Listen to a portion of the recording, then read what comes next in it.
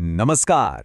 પ્રાચીન ભારતના ઇતિહાસમાં જેને સાચા અર્થમાં સુવર્ણયુગ કહેવાય છે એવા ગુપ્ત સામ્રાજ્ય અને ગુજરાત પર તેના જબરદસ્ત પ્રભાવ વિશેના આજના ખાસ વિશ્લેષણમાં સ્વાગત છે. ચાલો સીધા જ આ ઐતિહાસિક સફરમાં ડૂબકી લગાવીએ. વિશાખાદત્તની પ્રખ્યાત કૃતિ દેવીચંદ્રગુપ્તમમાં એક બહુ જ રસપ્રદ વાત છે.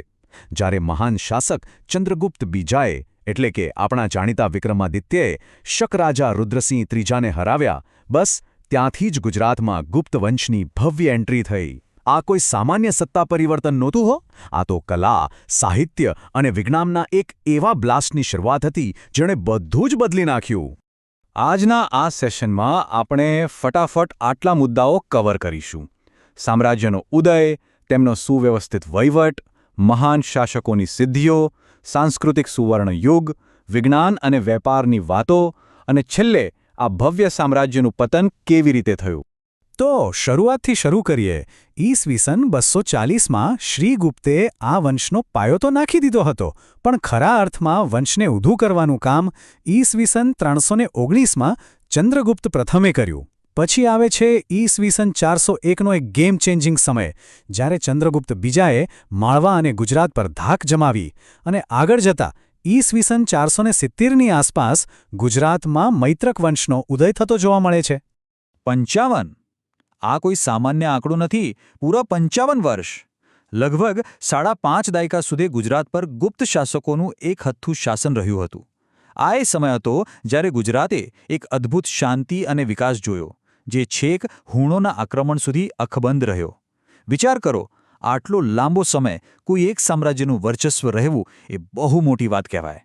તો આગળ વધીએ આપણા પહેલા મુખ્ય વિભાગ તરફ: સુવ્યવસ્થિત વહીવટ. સવાલ એ થાય કે આટલું વિશાળ સામ્રાજ્ય ચાલતું કેવી રીતે હશે? ગુજરાતમાં એ સમયે ગિરિનગર, જેને આજે આપણે જૂનાગઢ કહીએ છીએ, તેને આ પશ્ચિમી પ્રાંતની મુખ્ય રાજધાની બનાવવામાં આવી હતી. બધું જ ત્યાંથી કંટ્રોલ થતું. ગુપ્ત શાસકોનું વહીવટી માળખું જોઈએ તો આશ્ચર્ય થાય. એકદમ આજના સમય જેવું જ પરફેક્ટ મેનેજમેન્ટ હતું. રાજ્યને અલગ અલગ લેવલ પર વહેંચી દીધું હતું. સૌથી મોટો એકમ ભુક્તિ એટલે કે જિલ્લો, જેના બોસ ઉપરી કહેવાતા.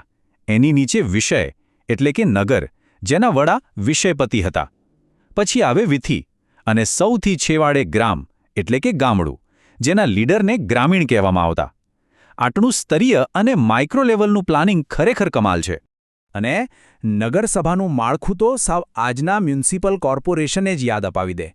નગરના વહીવટમાં વિષયપતિને સપોર્ટ કરવા 4 મુખ્ય પાવરફુલ લોકો હતા: નગરશ્રેષ્ઠી એટલે કે વેપારીઓના પ્રમુખ, સાર્થવા, જે મર્ચન્ટ ગિલ્ડના વડા હતા, પ્રથમ કુલિક એટલે કારીગરોના હેડ, અને પ્રથમ કાયસ્થ, જે મુખ્ય સચિવ હતા. મતલબ કે સ્થાનિક વેપારીઓ અને કારીગરોનો અવાજ સીધો વહીવટ સુધી પહોંચતો હતો. ચાલો હવે વાત કરીએ બીજા વિભાગની: મહાન શાસકો અને તેમની સિદ્ધિઓ. આટલો મજબૂત વહીવટ જાતે તો ના જ બને, એની પાછળ કોઈ પાવરફુલ લીડરશિપ તો હોય જ ને. તો ચાલો એ મહાન ચહેરાઓ પર નજર કરીએ. સૌથી પહેલા આવે છે ચંદ્રગુપ્ત બીજા. વિક્રમાદિત્ય અને શકારી જેવી ટાઇટલ ધરાવતા આ એ જ રાજા છે જેના સમયમાં પ્રખ્યાત ચીની યાત્રી ફાહિયાન ભારત ફરવા આવ્યો હતો. પેલો દિલ્હીનો મહેરોલીનો લોહસ્તંભ યાદ છે, જેને આજ દિન સુધી કાટ નથી લાગ્યો? એ પણ આમની જ દેન છે. અને ગુજરાત માટે સૌથી રસપ્રદ વાત છે કે અહીંથી તેમના વ્યાઘ્ર એટલે કે વાઘની છાપવાળા સિક્કા મળ્યા છે. આ સિક્કાઓ જ જીવાન પુરાવો છે કે ભાઈ ગુજરાતમાં તેમનો દબદબો કેવો જોરદાર હતો. વિક્રમાદિત્ય પછી સત્તા સંભાળી કુમારગુપ્ત પ્રથમે. આ ભાઈએ તો સામ્રાજ્યનો વિસ્તાર કરવામાં કોઈ કસર જ ના છોડી. અને આ ઇતિહાસ આપણી આજ સાથે કેવી રીતે જોડાયેલો છે એ જાણવું છે?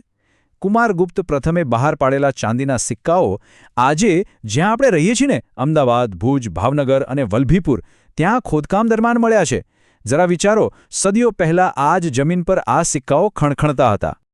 ઓક્સફર્ડ ઓફ મહાયાન બૌદ્ધ. આ શબ્દો સાંભળીને તરત જ વિશ્વવિખ્યાત નાલંદા વિશ્વવિદ્યાલય યાદ આવે. સાચું ને? આ ઐતિહાસિક જ્ઞાનના મહાસાગરની સ્થાપના પણ કુમારગુપ્ત પ્રથમના સમયમાં જ થઈ હતી. નવાઈની વાત એ છે કે ગુપ્ત શાસકો પોતે કટ્ટર વૈષ્ણવ હતા, છતાં પણ તેમણે એક બૌદ્ધ વિદ્યાપીઠ ઊભી કરી.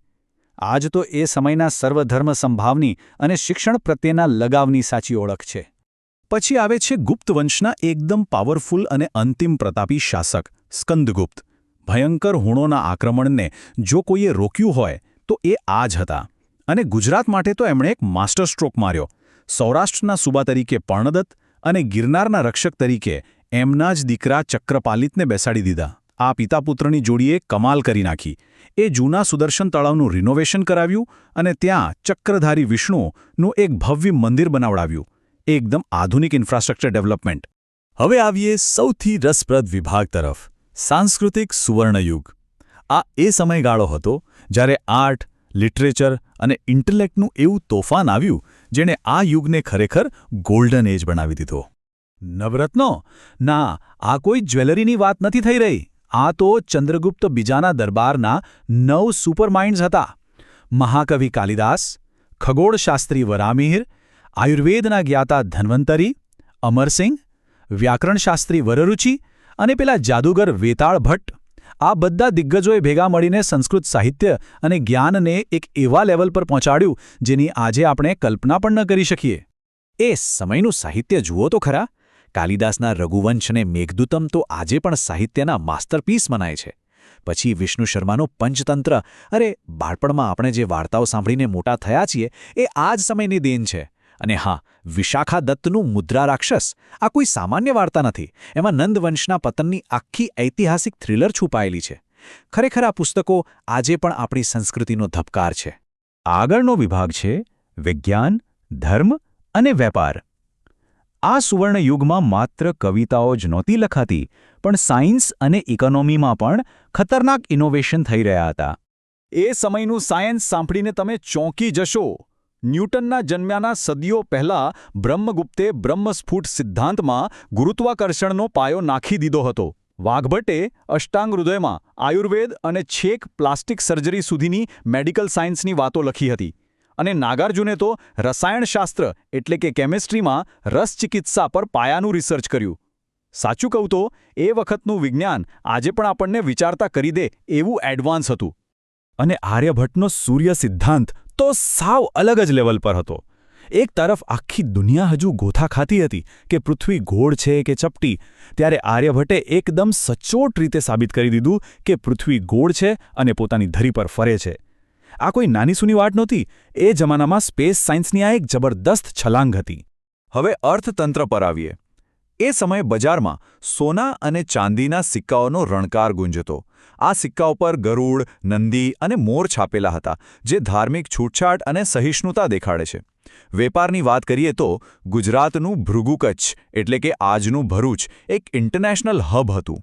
ત્યાંથી છેક ચીન, શ્રીલંકા અને ઈરાન સુધી માલ જતો. બસ સમજી લો કે આ વેપારે જ ગુપ્ત સામ્રાજ્યની તિજોરીઓ છલકાવી દીધી હતી. અહીં એક નાનકડી પણ ઇન્ટરેસ્ટિંગ ડિટેલ નોંધવા જેવી છે. જ્યારે ગુપ્ત શાસકો ઉત્તર ગુજરાત અને સૌરાષ્ટ્રમાં ડંકો વગાડી રહ્યા હતા, બરાબર એ જ વખતે દક્ષિણ ગુજરાતમાં ઇન્દ્રદત્તે સ્થાપેલ ત્રૈકુટકોનું શાસન ચાલતું હતું.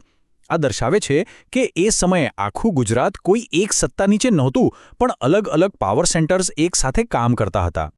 અને હવે આપણા અંતિમ વિભાગ તરફ જઈએ. પતન અને નવી શરૂઆત. દુનિયાનો નિયમ છે, જે ઊંચી ચઢે છે એને નીચે તો આવવું જ પડે છે. તો આટલા મોટા સામ્રાજ્યનો અંત કેવી રીતે આવ્યો? પણ એ પહેલાં આ કેલેન્ડર સિસ્ટમની મજાની વાત જોઈએ. ગુપ્ત શાસકોનો ભોકાલ એટલો હતો કે તેમણે જૂની શક સંવત કાઢીને પોતાની નવી ગુપ્ત સંવત ચાલુ કરી દીધી. આ ખાલી તારીખો બદલવાની વાત નહોતી. આ તો પોતાની સંસ્કૃતિ અને સિસ્ટમનો એવો સિક્કો જમાવવાની વાત હતી જે સામ્રાજ્ય પડ્યા પછી પણ લોકોના મગજમાંથી ના જાય. તો આવું ભવ્ય સામ્રાજ્ય પત્તાના મહેલની જેમ કેમ બિખેરાઈ ગયું? વાત એમ બની કે મહાન સ્કંદગુપ્ત પછીના રાજાઓ સાવ નબળા નીકળ્યા. બીજી બાજુ હુણોના સતત આક્રમણોએ બોર્ડર તોડી નાખી. લીડરશિપનો અભાવ અને બહારથી પડતા મારને કારણે છેવટે વિષ્ણુગુપ્ત, જેમને અંતિમ રાજા માનવામાં આવે છે, તેમના સમયમાં આખું સામ્રાજ્ય વેરવિખેર થઈ ગયું. પણ કહેવાય છે ને કે ખુરશી ક્યારે લાંબો સમય ખાલી નથી રહેતી. ઈસવીસન 470ની આસપાસ ગુપ્ત સત્તા જેવી ઢીલી પડી કે તરત જ ગુજરાતમાં એક નવો ટર્ન આવ્યો. હવે સત્તાનું સુકાન સ્થાનિક મૈત્રક વંશના હાથમાં આવી ગયું.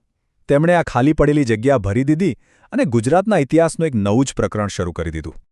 તો આપણે આખી ઐતિહાસિક સફર ખેડી લીધી, પણ જતાં જતાં એક બહુ જ મોટો સવાલ વિચારવા જેવો છે. ગુપ્ત સુવર્ણયુગમાં જે વૈજ્ઞાનિક, સાહિત્યિક અને સાંસ્કૃતિક બીજ રોપાયા હતા, તે આજે આધુનિક ભારતને કઈ રીતે પ્રભાવિત કરી રહ્યા છે? આર્યભટ્ટના ગણિતથી લઈને કાલિદાસની કવિતાઓ સુધી આ બધું માત્ર જૂના પુસ્તકોમાં જ નથી પણ આજના આપણા અસ્તિત્વના પાયામાં જોડાયેલું છે. આ સવાલ સાથે જ આજનું આ વિશ્લેષણ અહીં પૂરું કરીએ છીએ. આશા છે કે આ સફરમાં કંઈક નવું અને રસપ્રદ જાણવા મળ્યું હશે.